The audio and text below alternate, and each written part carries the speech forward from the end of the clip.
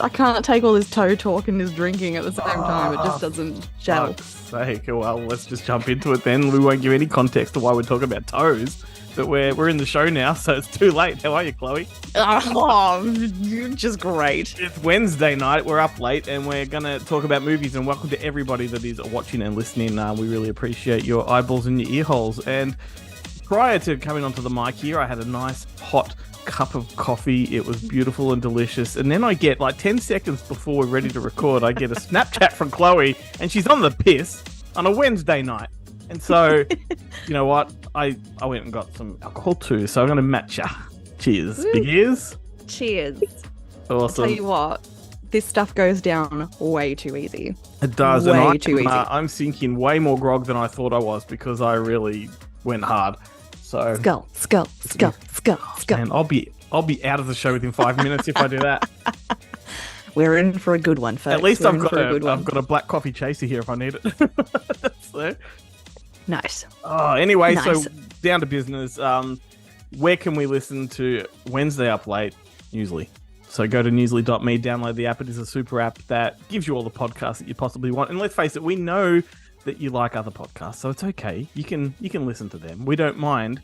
But they also As long as you come back. They also have news. That's the big thing about Newsly. They have news from all around the world, from over 80 different countries, the highest trending articles. They put it into your phone and they read the articles back to you, which is, very useful for when you can't read for whatever reason. You might be incapacitated. You might be driving. I don't know.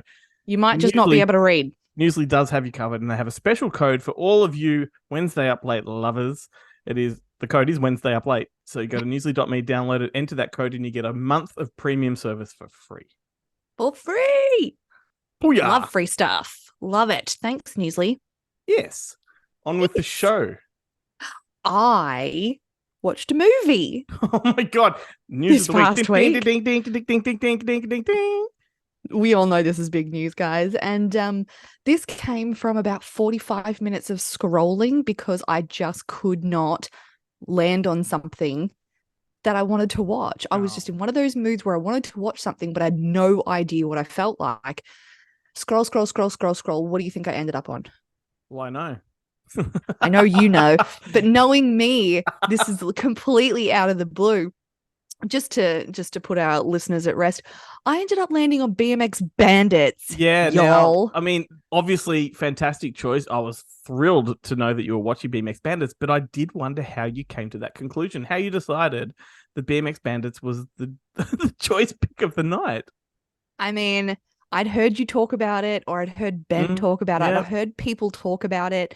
It flicked up on there, and I thought, okay.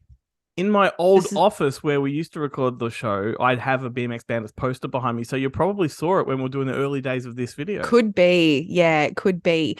But here's the thing, right? I mean, you know me, and I'm getting better with this. I don't do well with like really thick Australian accents on TV. It does something to me. I am getting better though. Yep. I started watching it. I had no idea what it was about, who was in it. Nothing. Absolutely nothing. So you didn't know it was Aussie? No, I knew nothing about it. Started Perfect. watching it. I was like, oh, this is a little bit cringe. And then friggin' Nicole Kidman pops up on my screen. I'm like, okay, this is the right choice. Yeah, with her carrot fro. Yes. Yep. And she is really good in it. She's I great. really, really liked it. She's one of the boys. She is, which is what I love about it so much. She's such a feminine person that I loved her getting a little tomboyish. Yep. And I have to say, and I know we've had a discussion about this, but I have to say, the villains, Yes. the villain duo in this movie is probably my favorite villain duo I've seen in a goddamn long time. Well, I'm guessing most people that are listening or watching know the movie, and one of those villains is David Argue, a legend of Australian cinema. And he does another similar role in Razorback, which is a great Aussie creature feature. And he plays like a very similar. He plays like a hick from the country, but he's I think he works at the abattoir or something like that. But they're very villainous. It's like a duo. They're like a Laurel and Hardy kind of horror duo. Very similar performance to BMX Bandits. And that guy loved it. For the longest time, that guy was a hero of mine. He was in Gallipoli and he was in Hercules Returns. So many things. But I'm glad that resonated with you because the scene with him on the tip of the speedboat doing his little Yeah. dance and shit, it's great. I just loved him. I thought they had such a like Three Stooges, Yeah. Laurel and Hardy Yeah. type of villainous character about them. And I was giggling like a little bloody schoolgirl, and it was so much fun. So I really, really enjoyed it. You really actually physically starting to step into the Good Movie Monday world now because like that was Mhm. directed by Brian Trenchard Smith. He's a friend of the show. He's been on the show. He's a lovely guy and he's made a lot of movies. So you're getting into this little network I that we am. talk about all the time, and that's exciting to me. Nicole Kidman after that one went and made a movie called Wind Rider with Tom Mhm. Burlington, and that's pretty good too. So Nice. awesome. Nice. Well, that's made my day. Yeah, it was a good one. Should we play a game? Shall. That we shall. We got a new one. We do have a new one, and this one I believe is. Hang on, what one are we playing? If I got them in the right order, I believe so. name the movie. Yeah. We've done it before. It's not that new. But we've changed it. We've changed it up. It's going to be Kinda. fun. I don't know how well I adhered to the new rule, but what was the new rule? Just remind me.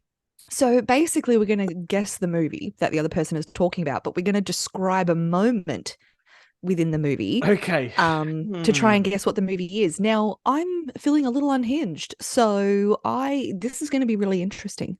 Yeah, I've not scripted anything. I've just written one tiny little thing, and I'm just going to go off script. Okay, well, that will be interesting because I'm looking at it now and I've more or less summed up the plot. But anyway, let's just do it anyway.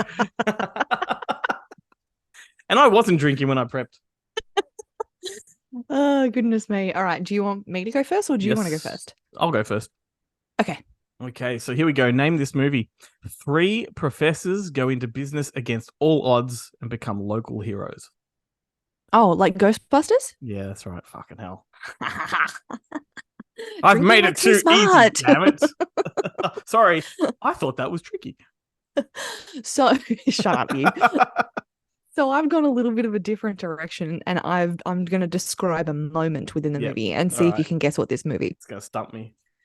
Okay, so in this moment in the movie, there's like this guy, and this guy and like all these other people are like kind of running around in this really dark, sort of dank place. And they're like running for their life. They are. And then this really old guy with like this long, like flowing hair, and he's got like this giant stick that he's waving around. Of course, you're going to talk about Lord of the Rings. Like, because you've only got 4 films in your fucking repertoire. I've got BMX Bandits now, 5. Glenn. Okay. 5. All right. All right. So let me just preempt your next one, the Harry Potter. Then we've got Stand By Me, and then we've got, I don't know, Goonies? You don't know me. Okay, excellent. Anyway, what's the moment? I don't know the moments in these movies. It's definitely in the dwarf tunnels, or whatever they're called, the caves when they're going across the "You shall not pass" and all that kind of shit. That's Run, you fools! It makes me tear up every time. He comes back. Spoiler alert! Jesus. Whatever. All right, go on. What's your next one? Okay. Seeing if I can reword this to make it trickier. All right. A middle-aged man has blanked out his entire childhood and is reawakened to discover magical secrets about his past. Whoa. Weekend at Bernie's? I don't think he wakes up. Oh, yeah. Well, he does in part 2 as a voodoo curse. Big? Nope. He was a child the whole time. That's true. So this is a middle-aged man has blanked out his entire childhood and he's reawakened to discover a magical secret about his past. Ooh. It's almost like he was in denial of that magical secret. Oh, like Hook. Yes. Oh, I love that movie. There you go. I'm glad. I'm going to give that full points to you because you didn't really take much prompting to get there. Not a lot. Took me a minute. All right. So in this next moment of this next movie, it's really weird. So like there's this woman and she's trying to tell this other woman something, but she's not really listening to her. And she's like, come on, you got to listen to me. But anyway, the moment passes and she's feeling really lonely. So she goes into her like beautiful studio apartment that she's just moved into, and she's doing her artwork. And then all of a sudden she feels like this presence while Oh, she's like doing her artwork. yeah, And between like, Ghost. yeah. Yeah, I didn't understand the first part. Read you didn't have notes, So so you, Whoopi Goldberg is yeah, like a woman who is like being talked to by Patrick Swayze, yeah. and she's trying to convince Demi Moore that he like can talk to her and Oh, can okay. see That's her. the scene you went to. Then how did you skip to the art? Well, I was trying to give you a little bit of backstory Oh, to right. tell. That wasn't a moment in the film. You were stitching Well, I was together talking different. about the pottery part, but I was trying to give you a little backstory at the same time. Oh shit. Being thorough. That's a great movie. Haven't watched it in a while. It is a great movie and one of my favorite songs of all time too. Oh yeah, mine too. I Henry VIII I am. Henry VIII I am. I am. Yes, that is exactly the song I was talking about too. Alrighty. So, alrighty. So two best friends and their friends are given a shot at the big time, only to discover the crooked, cutthroat corporate world for what it really is. Mm. Benchwarmers? Nope. Two Is it a best sports friends. movie? Nope. Two best Oh. friends and their friends, hangers oners, are given a shot at the big time. And they take that shot, but they discover once they're there that the corporate world's not all it cracked up to be and full of Basketball? sponsorships and things like that they don't agree to. Basketball? No. It's very musically driven. They sort of, it's like a rags to riches almost, like as if they're going from the basement to the corporate, like giving you like a very big clue there. From the basement. Oh, you mean Wayne's World? Yeah.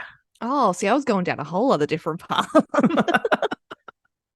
Well, I didn't want to say television because, like, Yeah, well, of course. Yeah, that makes sense. But the way you described it did sound a lot like basketball too, so that would have been a good one. it did a little bit. That's a good one. The chick All that right, knows how to so- suck the chrome off a tailgate, that's hilarious. What? Never mind. That's a basketball thing. Oh, I haven't seen it in a long time.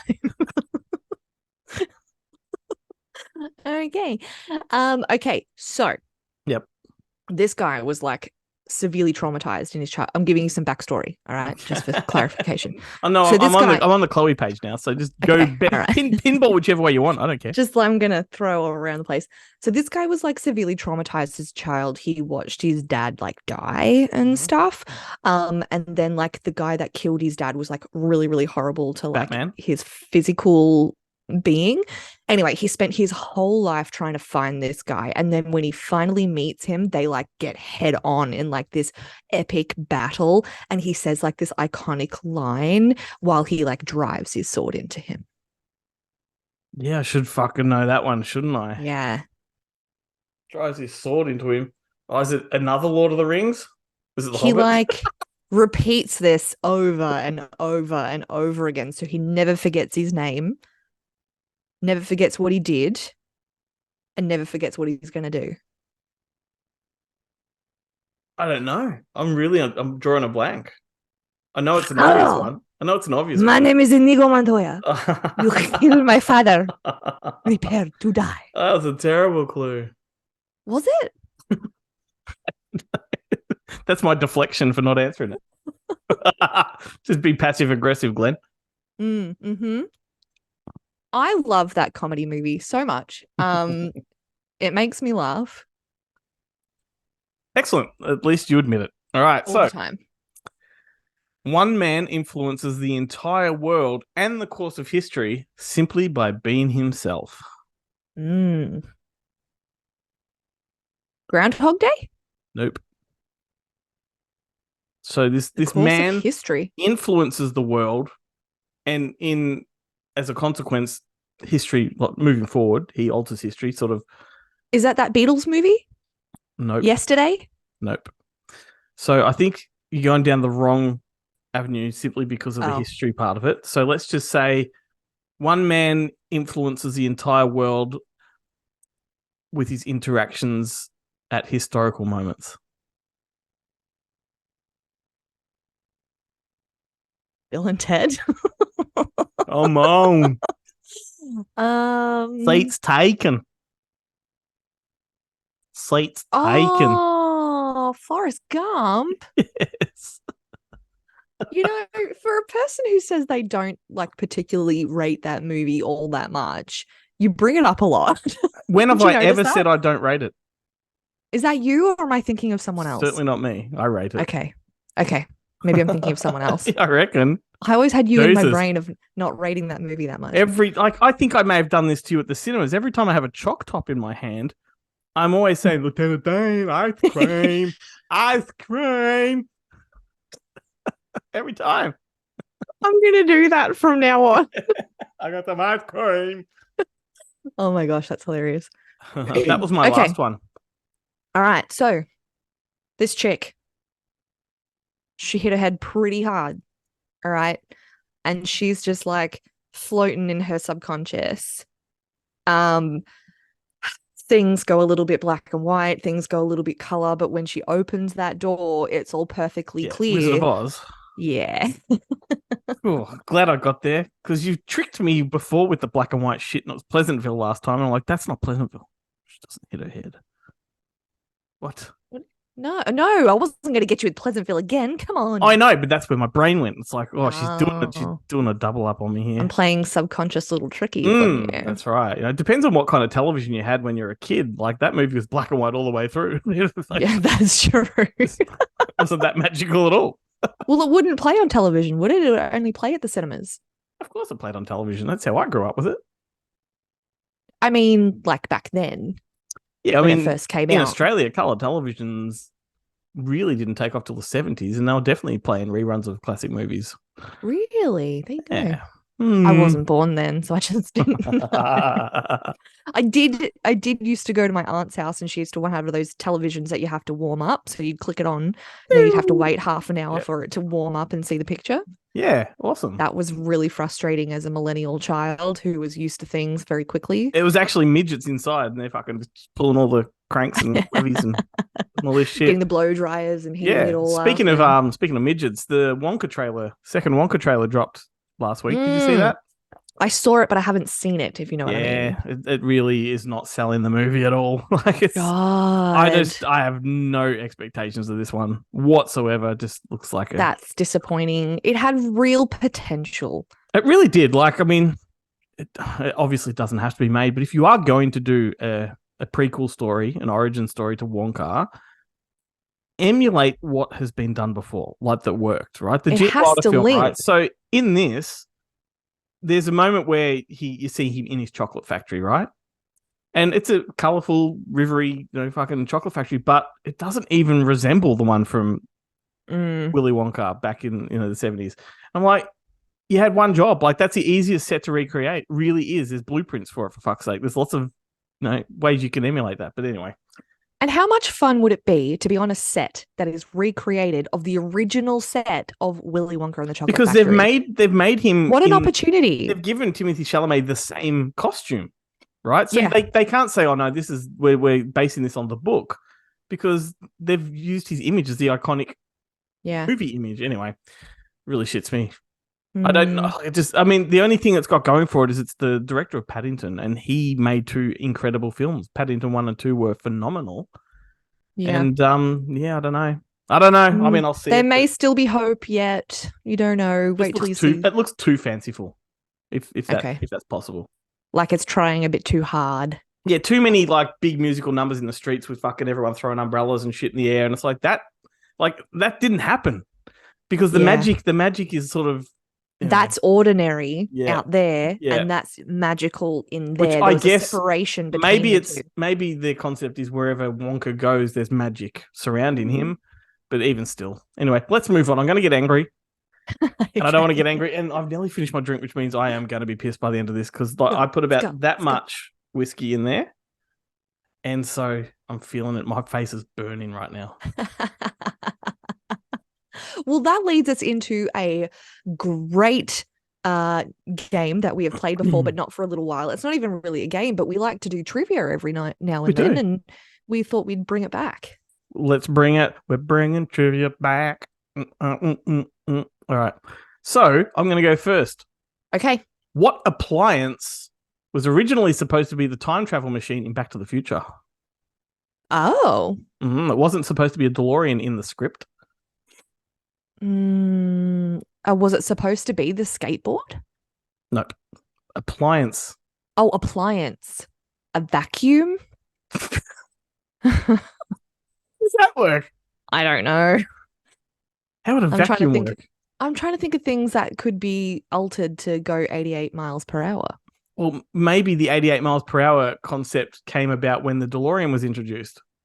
Oh. So, yeah, think of before that. I don't know, a blender. Fucked if I know, dude. I have no idea. A fridge. A fridge? Yeah, because you can get in a fridge. It's got a dial. You can go up to, got to get to, I don't know, negative 30 degrees Celsius.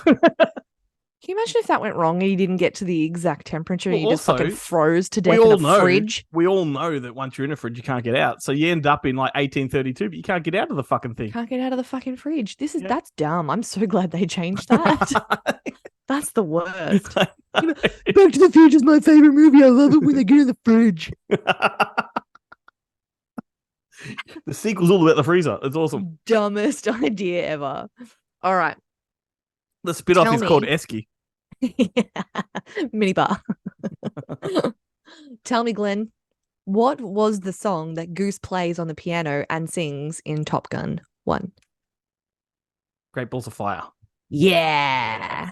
Which kind of leads back into what my segue was, because you said I'm hot. I'm getting really hot. And then it's Great Balls of Fire. And it's Fireball. Oh, goodness gracious. Great Fireball. Simulation. Alrighty. Cheers to that. Okay, so do you know the movie The Usual Suspects? Do you know of it? Sure. You don't? Oh no. Okay, so the famous lineup sequence in The Usual Suspects. Why were all the characters giggling like schoolboys in that scene? Oh. So you had on the were end, they singing? You had Kevin Backstreet Boys? Kevin Spacey, Gabrielle Byrne, Benicio del Toro, Stephen Baldwin, and Kevin Pollak. And they're all giggling. Because Del Toro farted. Yep. Shut up. Yep. Shut up. I did not get that right. So this scene was supposed to be, they're very serious because they're dragged into this police lineup. They don't want to be there, so they're supposed to be upset and angry. And yet, for the entire long shoot, Del Toro, for like 7 minutes straight, apparently just kept farting. And they couldn't keep a straight face. Hilarious. And the director decided, well, the laugh is on the cops, because these guys don't give a fuck that they're there, and it worked. But when you watch it knowing that he just farted, the way they react to the farts, because they take the farts out, obviously. Obviously, yeah. But the way they're reacting and giggling, it's very obvious that's what's happened. Oh my God. First of all, yeah. I cannot believe I got that right. I know. Second of all, that guy's a legend. But of all the actors you could have picked, there was like a lineup of like several. I just figured he's the most likely to drop his guts. All right, cool. Glenn, how long did it take for James Cameron to make Avatar? Oh, geez, well, he's still fucking making it if you want to take the whole saga into effect. The first one. Just the first one, yeah. Oh, well, it depends if you're talking from conception to... I am. 12 years. You are really close. In total, it was 15 years. Okay, cool. So he was basically working on this when he was working on Titanic? Maybe. I mean, a lot of filmmakers have 3 or 4 projects in the works at any given time. But just seeing Titanic and Avatar in the same sort of brain space that he's working on at the same time, that blows my mind. He's lived in the Avatar space his entire career. It's Titanic that's the odd one out, because you look at The Abyss and Aliens. True. There's stuff in Avatar that's in both of those. Okay. Like, in Avatar, Sigourney Weaver, or not Sigourney Weaver, but the military have those big sort of robots that they sit in and they control. Yeah. That's Aliens. He's done that already.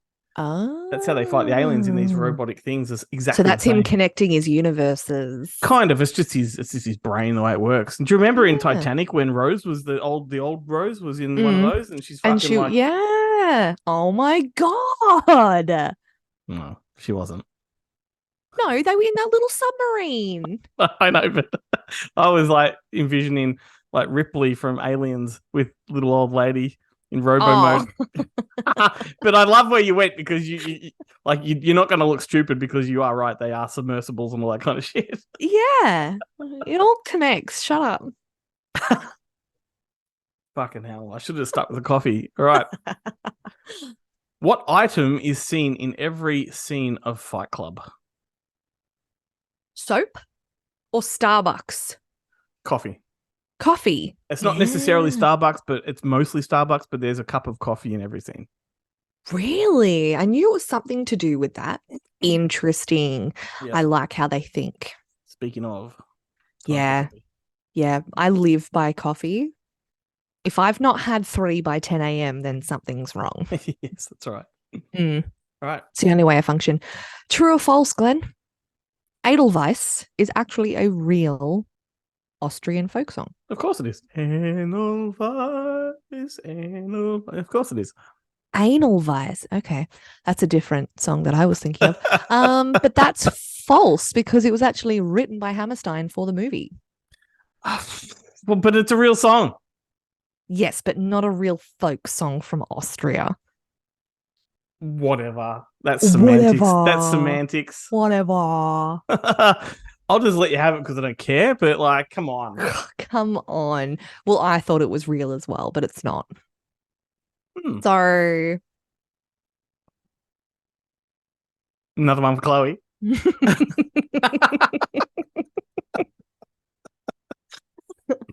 trying to make them really easy for you, okay?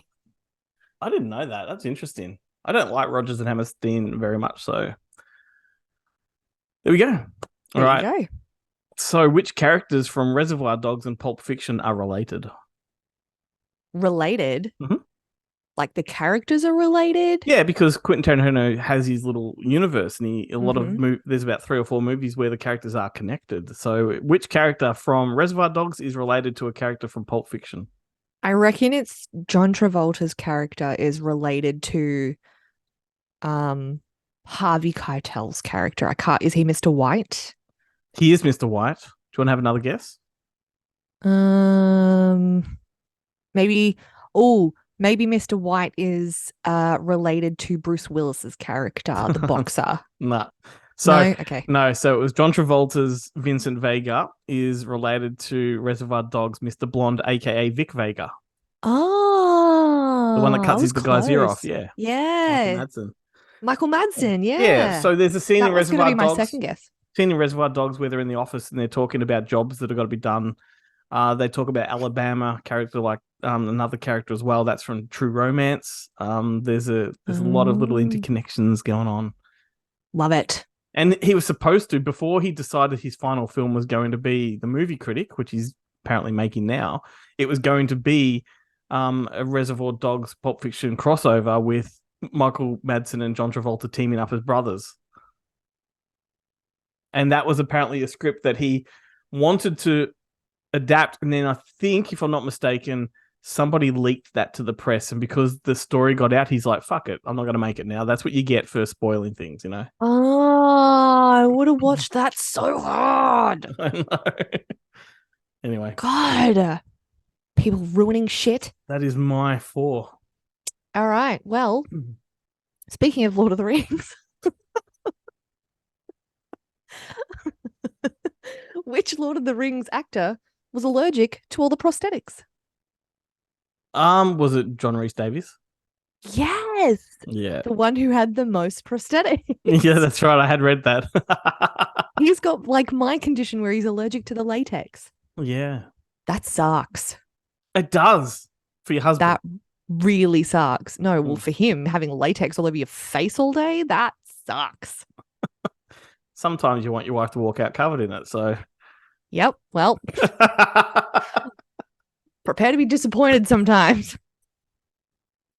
Just have to stick with Glad Wrap, like, Well, beggars can't be choosers. don't give away my secrets all at once, Glenn. Good old meat Jesus. puppet. Alrighty, that's it. There's no news to wedge in between there, so we're going straight into the next game, which is called Year of Release, and we've got 2 lots of muvies that we've got to arrange in the right order. Correct. I realize that Correctamundo. when I'm like influenced, under the influence, my hands talk a lot more. You become a hand talker. I do. I kind of am already, but I like it. Mm. I like it. Jazz hands. Mm-hmm. All right. Jizz hands. Let's go. Cannot take you anywhere. This show has gone down the toilet. Toilet. Mm. All right. Ready? Yep. Okay. Which one came first? Me. Story of my life. I forgot my pad. Okay, go for it. Okay. Bedknobs and Broomsticks. Yep. Tora, Tora, Tora. Yep. Deliverance. Yep. And Hello, Dolly. Okay, so we're going to go Tora, Tora, Tora. Hello, Dolly. What was the first one? Bedknobs and Broomsticks. Bedknobs and Broomsticks. Oh. No, we're going to go Tora, Tora, Tora. Bedknobs and Broomsticks. Hello, Dolly, Deliverance. We're going to go Try again. Hello, Dolly, Tora, Tora, Tora. Bedknobs and Broomsticks, Deliverance. Ding, ding, ding. Okay, don't ask me to say that again because I've forgotten already. Well, you got it right, so it doesn't matter. Awesome. Hands down, Deliverance freaked me out so bad. That little kid with the banjo. That's the least freaky thing in the movie. I know, but it still freaked me out. I love it though, and I'll listen to the banjo. It has a name, banjo something, on Spotify, and I'll listen to that. Julian Banjos. Julian Banjos, that's the one. It's a great piece of music. It's love it. Great film, that one. I just love it. Squeak like a pig. The worst part is not that. The worst part is his reaction is like, oh, I'm just picturing it now. I haven't been able to go back and watch it. It's a masterpiece. Have I told you the special effect in that movie that is really obvious when you've been told about it, about the night scene? So there's a scene where I think it's either John Voight or Burt Reynolds, one or the other. They're stuck on a cliff overnight, like it goes dark. But if you look at the dark sky behind them, you can see a blue outline around the trees because they colored in the blue sky with like marker on the film because they shot it during the day. Whoa, no way. So back then when you had film and the film would run through like a light process, so to make daylight dark, you just colored in the blue sky. But they couldn't go all the way to the tree because then you'd black out the trees. Like, so they had to leave a tiny little blue trace around the trees, which you can see on the film, unless you're watching like the Blu-ray and they've fixed it. But wow, interesting. I love that. All the trade secrets. All right. So, okay, put these in order. The Fugitive, The Castle, Passion of the Christ, and Indiana Jones: The Last Crusade. Okay. Fugitive, is that the one with Harrison Ford? Yep. Okay. I'm gonna go. I'm gonna go Fugitive. Last Crusade. Castle, and then Passion of the Christ. Nope. Do you want to flip 2 around?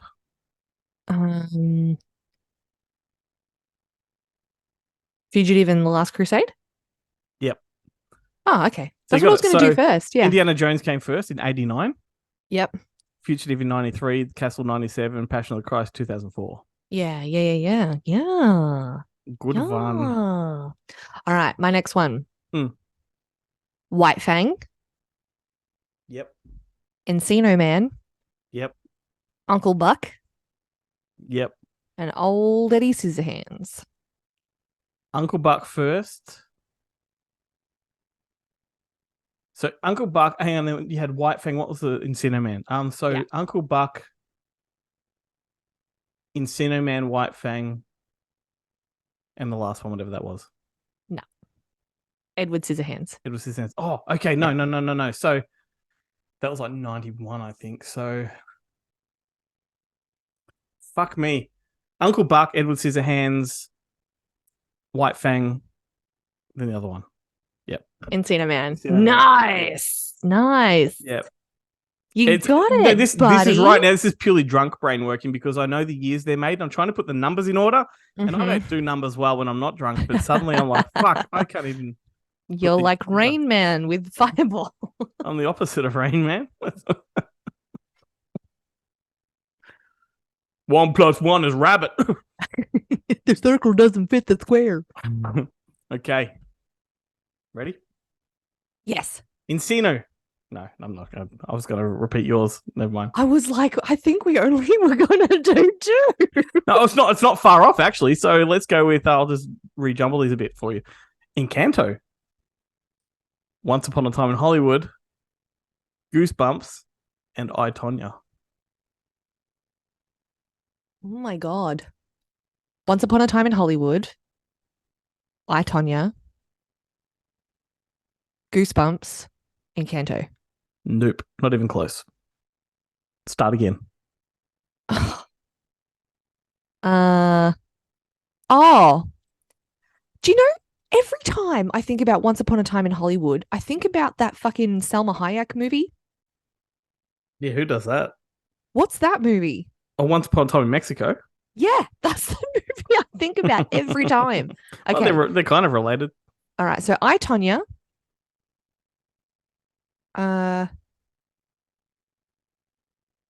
What was the Encanto? Once Upon a Time and Goosebumps. And Goosebumps. Okay, so I, Tonya, Goosebumps, Once Upon a Time in Hollywood, Encanto. No, flip the first two. It's I, Tonya. Sorry, Goosebumps in 2015. I, Tonya in 2017. Hollywood in 19 and Encanto 21. Oh. Yeah. Very nice. Very nice. There we go. That's enough. That's enough. Yeah. You want to hear a joke to end the show? Yes. It's got nothing to do with movies though. Oh, okay. But how do you weigh a chili pepper? How do you weigh a chili pepper? Should I pretend to guess or just let you tell me? Whatever you like. How do you weigh a chili pepper? I don't know. Give it away, give it away, give it away now. Give it away, give it away, give it away now. You are welcome. I hear the music. The music's here. It's time to wrap it up. Well, for more horrible jokes, tune in next week. It's going to be a great one. Chloe will hand them to you on a platter. Uh-huh. I might even bring some good ones. So if I'm going to be good at something, stick to it. What's the difference between an egg and a beetroot?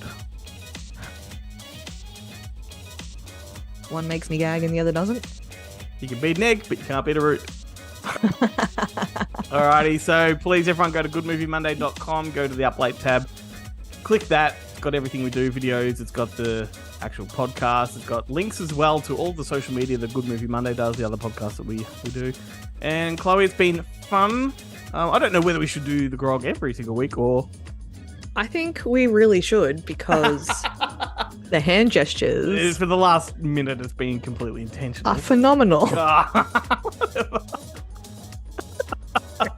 See ya. Bye.